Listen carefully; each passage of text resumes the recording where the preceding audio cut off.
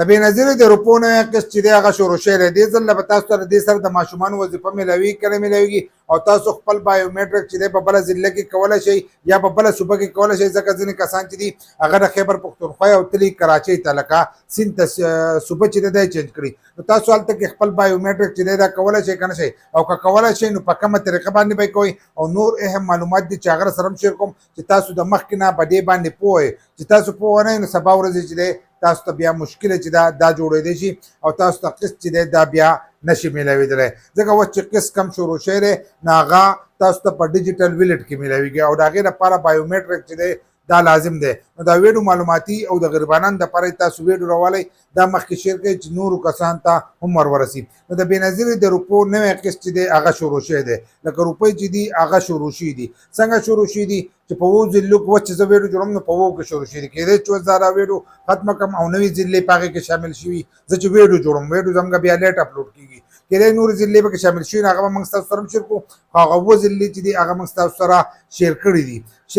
نو ځینې کسان به اوس دا تپوس کوي چې دا به موږ ته خالي 14,500 روپۍ میلاویږي که د دې سره به د ماشومانو وظیفه چې ده دا به هم میلاویږي. نو د ماشومانو وظیفه چې ده هغه به دې ځل تاسو ته میلاویږي.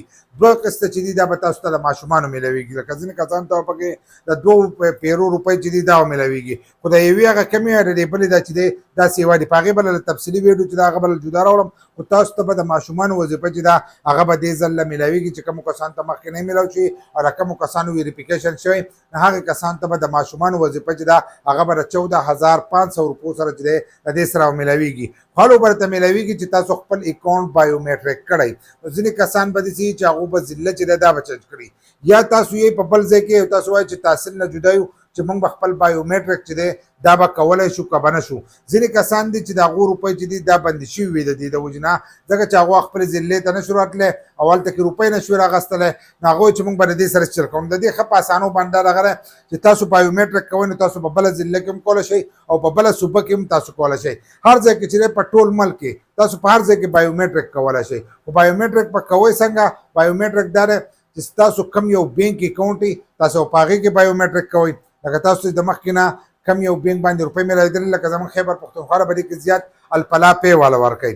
الفلا پی والا چې دي هغه روپۍ ورکوي. نو چې کوم ځای کې الفلا پی چې دی د هغې ډیوایس دي د هغې هغه مشین وي په هغې باندې به تاسو بایومیټرک کوئ.